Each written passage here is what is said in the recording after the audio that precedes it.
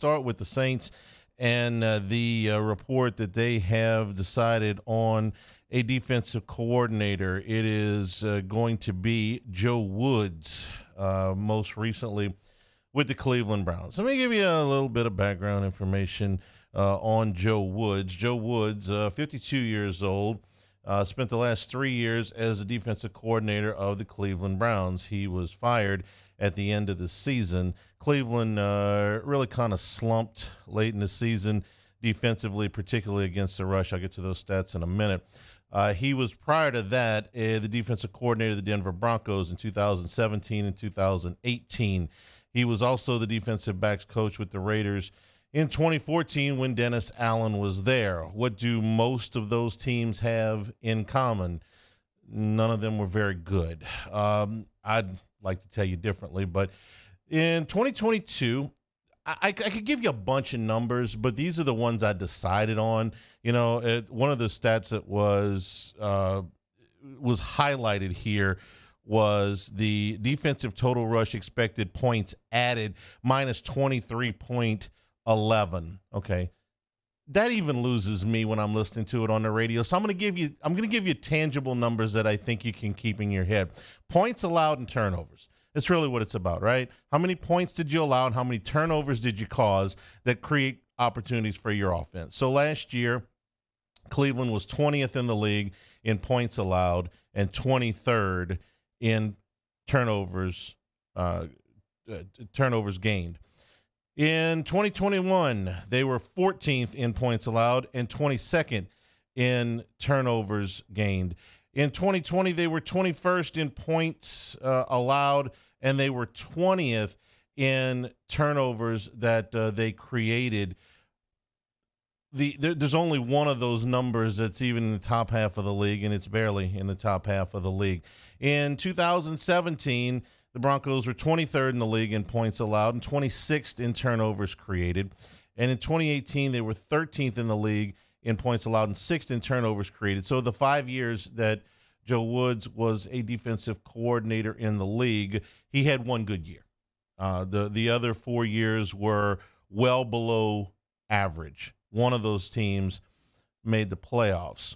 The Saints have also brought in Todd Grantham, which leads me to believe that, you know, they're not going away from Dennis Allen calling defensive plays here. If you come in as a fire defensive coordinator, you're probably going into, in a lot of cases, not every case, but a lot of cases, you're going into position coach. So Woods may be the defensive coordinator in title, but my guess is that Dennis Allen is still going to be calling the defensive plays. By the way, just as a point of reference here, the Saints were 9th in the league in points allowed. Did that surprise you? The Saints defense actually in the second half of the season wasn't all that bad when it came to allowing points. They had some really good runs there in the second half of the season. The offense didn't always cooperate. The Saints' biggest problem was one of their biggest problems, but defensively their biggest problem was that they didn't create any turnovers. They were 30th in the league in takeaways. And you would hope that when they overhaul this thing in the offseason, that's overhaul, when they tweak it, overhaul it, somewhere between a tweak and an overhaul, they fix what ails them defensively, that turnovers will be a big portion of it. Woods' teams, with the exception of the one Bronco team, have always been in the bottom half of the league, and in a couple of those cases in the bottom quarter of the league in turnovers created. So I don't know if this is good or not. You know, the amount of there's some impact coordinators in the league, and there's some guys that are more what I would call lieutenants. For instance, Pete Carmichael, when he was with Sean Payton, was the offensive coordinator, but he was more of a lieutenant. Sean Payton called the plays, and Drew Brees had an enormous amount of input into the game plans. It's not that Carmichael couldn't call plays. He did when Payton was suspended and had some success. He did in some other games that Payton missed, like when they crashed into him on the sideline. He had to go up to the press box for a few games.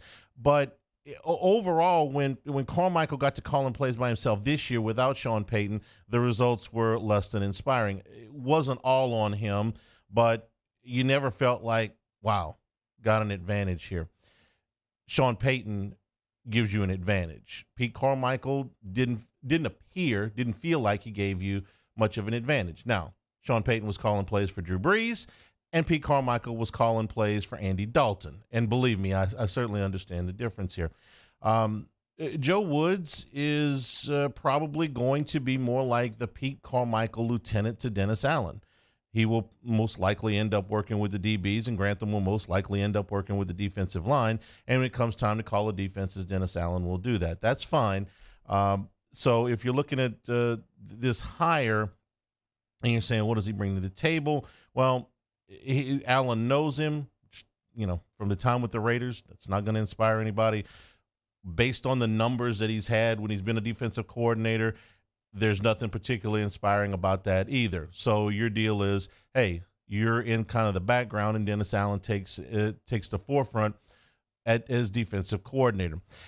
None of that is what bothers me about this. What bothers me about this a little bit, you can make your own conclusions, is that the Saints had co-defensive coordinators last year, Ryan Nielsen and Chris Richard. Nielsen went to the Falcons about a week and a half ago. And Richard and the team just kind of parted ways about a week ago. This is not a desirable job. I think I can say that with a little bit of confidence here. Nielsen going to the Falcons. Now, I understand he's a co-defensive coordinator here, and he's going to be a defensive coordinator there, and that is an upgrade. But neither of these teams are on the brink of contending, okay? So you're hiring, at least it appears to me from New Orleans' standpoint, from a position of weakness. You're taking a job where the head coach is going to control that side of the football, and you're taking a job with a head coach that is on, I would say, somewhat shaky ground going into next season. Some people thought he would get fired this year. I thought that, unless there was some big circumstance, that he would probably be back for one more. Is he going to succeed next year? The odds are against him. The Saints will not be picked high to next year unless there is some dazzling move made at quarterback that I really can't see. They'll probably be picked to finish somewhere. My guess is that the Saints' win-loss total will be somewhere around 7 next year. Just a guess.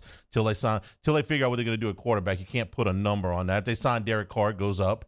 If they sign Jacoby Brissett, it probably stays at 7.